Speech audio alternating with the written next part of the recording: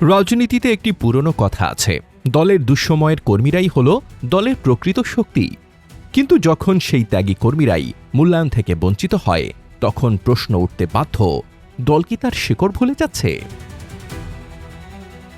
সম্প্রতি জাতীয়তাবাদী যুবদলের ১৫১ সদস্যের পূর্ণাঙ্গ কেন্দ্রীয় কমিটি ঘোষণার পর এমনই এক বিতর্ক সামনে এসেছে। পদবঞ্চিত ও ক্ষুব্ধ নেতারা অভিযোগ তুলেছেন, দীর্ঘদিন রাজপথে আন্দোলন সংগ্রাম করা অনেক ত্যাগী নেতা নতুন কমিটিতে স্থান পাননি, বরং বিতর্কিত ও অপেক্ষাকৃত কম সক্রিয় ব্যক্তিদের পদ দেওয়া হয়েছে। এমনকি তারা বিএনপির ভারপ্রাপ্ত চেয়ারম্যান তারেক রহমানের সঙ্গে সাক্ষাৎ করে এসব অভিযোগ তুলে ধরারও অনুমতি চেয়েছেন। এখানেই উঠছে বড় প্রশ্ন, বিএনপি কি এমন একটি পথে হাঁটছে যে পথে আওয়ামী লীগও হেঁটেছিল? বাংলাদেশের রাজনৈতিক ইতিহাস বলছে, যখন কোনো দল মাঠের কর্মীদের চেয়ে সুবিধাভোগী বা হাইব্রিড নেতাদের বেশি গুরুত্ব দেয়, তখন দলের ভেতরে ক্ষোভ জমতে শুরু করে। দীর্ঘদিন আন্দোলন সংগ্রাম করা কর্মীরা নিজেদের অবহেলিত মনে করেন, ফলে দলীয় ঐক্য দুর্বল হয় এবং নেতৃত্বের প্রতি আস্থা কমতে থাকে। বিএনপির বিভিন্ন জেলা ও উপজেলায়ও এখন এমন অভিযোগ শোনা যাচ্ছে। অনেক নেতাকর্মীর দাবি, যারা কঠিন সময়ে মামলা হামলা মোকাবেলা করেছেন, রাজপথে থেকেছেন, কারাবরণ করেছেন, তাদের অনেকেই মূল্যায়ন পাচ্ছেন না। অন্যদিকে সুযোগ বুঝে দলে আসা কিংবা প্রভাবশালী মহলের ঘনিষ্ঠ কিছু ব্যক্তি গুরুত্বপূর্ণ পদে জায়গা করে নিচ্ছেন।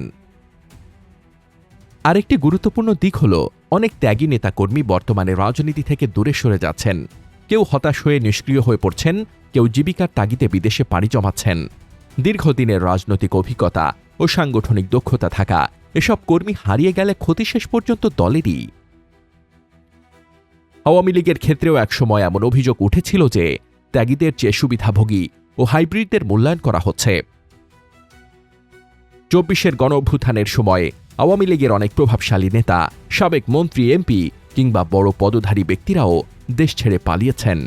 একইভাবে সুবিধাবাদী বা হাইব্রিড হিসেবে পরিচিত অনেক ব্যক্তিকেও দলের এই সংকটের সময়ে মাঠে দেখা যাচ্ছে না। কিন্তু তৃণমূল পর্যায়ের ত্যাগী নেতাকর্মী এখনও দেশে থেকে নানা চাপ, হামলা মামলা কিংবা সামাজিক প্রতিকূলতার মুখোমুখি হচ্ছেন। মাঠ পর্যায়ের কর্মীদের সঙ্গে নেতৃত্বের দূরত্ব তৈরি হওয়া যে কোনো দলের জন্যই ঝুঁকিপূর্ণ, কারণ রাজনৈতিক সংকটের সময়ে শেষ পর্যন্ত ভরসা করতে হয় সেই ত্যাগী কর্মীদের উপরই। তবে বিএনপির বর্তমান পরিস্থিতিকে আওয়ামী লীগের অতীত অভিজ্ঞতার সঙ্গে পুরোপুরি এক করে দেখার সুযোগ নেই, কারণ দলটির শীর্ষ নেতৃত্বের সামনে এখনও অভিযোগগুলো পর্যালোচনা করে প্রয়োজনীয় পদক্ষেপ নেওয়ার সুযোগ রয়েছে।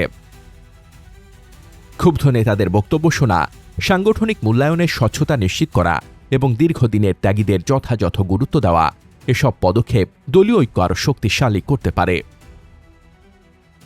সবশেষে বলা যায়, একটি রাজনৈতিক দলের সবচেয়ে বড় সম্পদ তার দালান কোঠা নয়, তার ত্যাগী কর্মীরা। যদি সেই কর্মীরাই মনে করেন তাদের অবদান মূল্যহীন, তাহলে ক্ষতি শুধু ব্যক্তির নয়, পুরো সংগঠনের।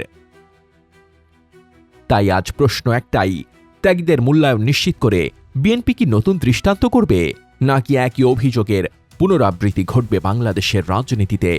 সময়ের সঙ্গে সঙ্গে এর উত্তরই নির্ধারণ করবে বিএনপির ভবিষ্যতের রাজনৈতিক বাস্তবতা।